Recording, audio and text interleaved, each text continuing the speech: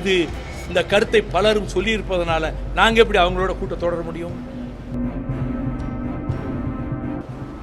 நம்புகிற வரைக்கும் ஆதரிச்சுக்கிட்டு இருப்போம், மாறுபட்டு போனால் எதிர்ப்போம். திமுகவுக்கு குட் பை சொன்ன வைகோ. திராவிட முன்னேற்ற கழகத்தின் தலைமையிலான மதச்சார்பற்ற முற்போக்கு கூட்டணியில் இருந்து விலகிக் கொள்வதென்று துரை வைகோ பொதுக்குழுவில் இல்லாதது ஏன்? மதிமுக பொதுக்குழுவில் நடந்தது என்ன? திமுக கூட்டணிக்கு முற்றுப்புள்ளி வைத்து புதிய அரசியல் பாதையை அறிவித்த வைகோவின் பொதுக்குழு கூட்டத்தில் அனைவரது கவனத்தையும் ஈர்த்தது ஒரு வருகையின்மை. கட்சியின் முக்கிய நிர்வாகியான துரை வைகோ ஏன் பங்கேற்கவில்லை அப்படிங்கிற கேள்வியே இப்ப அரசியல் வட்டாரத்துல பரபரப்பா பேசப்பட்டு வருது. இது பற்றி ஜெம் தொலைக்காட்சி வழங்கும் சிறப்பு செய்தியில விரிவாக பார்க்கலாம்.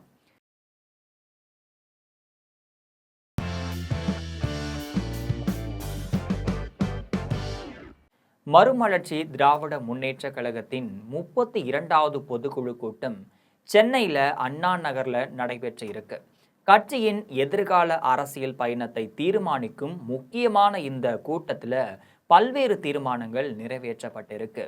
குறிப்பா சொல்ல போனா திமுக கூட்டணிக்கு இனி திரும்பும் பேச்சுக்கே இடமில்லை அப்படின்னு பொதுச் செயலாளர் வைகோ திட்டவட்டமா அறிவிச்சது தமிழக அரசியல்ல பெரும் அதிர்வலைகளை ஏற்படுத்த இருக்கு. எந்த பிஜேபி இந்துத்துவ சக்திகள் இங்கே நுழையக்கூடாதுன்னு சொல்லி முடிவெடுத்தமோ அந்த சக்திகளோடு சேர்ந்து கூட்டணி அமைச்சு தேர்தலை சந்தித்த அதிமுகவை ஆட்சிப்படத்திலே அமர வைப்பது, அதுக்கு ஆதரவு கொடுப்பது என்ற ஒரு நிலைப்பாட்டுக்கு திமுக வந்தது என்பது உண்மையாக இருக்குமானால் இது இந்த கருத்தை பலரும் சொல்லியிருப்பதனால நாங்கள் எப்படி அவங்களோட கூட்டம் தொடர முடியும்?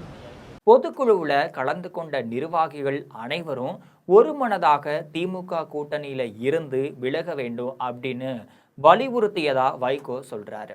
அந்த முடிவை ஏற்றுக்கொண்ட கட்சி வர இருக்கக்கூடிய இடைத்தேர்தலில் தாவேக்கு ஆதரவு அளிப்பதோடு உள்ளாட்சி தேர்தலிலும் தாவேக்காவுடன் தோழமை கட்சியாக இணைந்து செயல்படும் அப்படின்னு அறிவிச்சிருக்கு.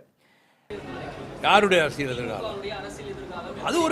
அது ஒரு நல்ல கட்டமைப்பான கட்சி, ஒரு ஸ்ட்ராங் ஸ்ட்ரக்சருடைய கட்சி, கட்டுக்கோப்பான கட்சி. அவங்க இந்த கட்சி எதையும் ஃபேஸ் பண்ணி அவங்க ரன் பண்ணுவாங்க. நான் குறையெல்லாம் சொல்ல, நான் தளபதி மு.க. ஸ்டாலினை பற்றி எந்த குறையும் சொல்ல விரும்பவில்லை. நம்புகிற வரைக்கும் ஆதரிச்சுக்கிட்டு இருப்போம், மாறுபட்டு போனால் எதிர்ப்போம். திமுக கூட்டணியில் இருந்தபோது தனி சின்னத்தில் போட்டியிடும் கோரிக்கை நிராகரிக்கப்பட்டதாகவும் 4 தொகுதிகள் மட்டுமே வழங்கப்படும்னு நிர்பந்திக்கப்பட்டதாகவும் வைகோ குற்றம் சாட்டியிருக்காரு.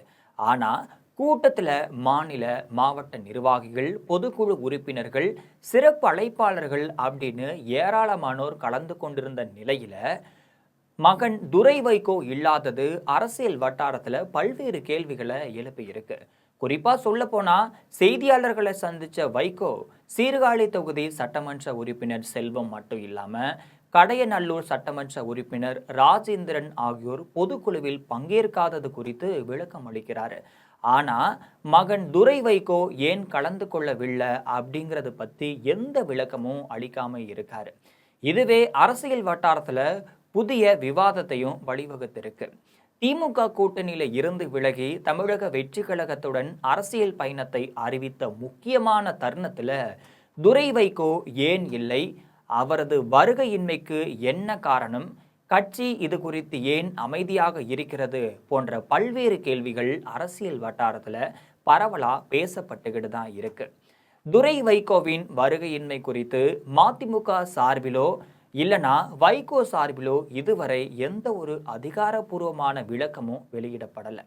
திமுக கூட்டணியில் இருந்து விலகிய முடிவை விட வைகோவின் மகன் துரை வைகோ பொதுக்குழுவில் பங்கேற்காதது இப்ப அரசியல் வட்டாரத்துல அதிகம் பேசப்படும் விஷயமா மாறியிருக்கு.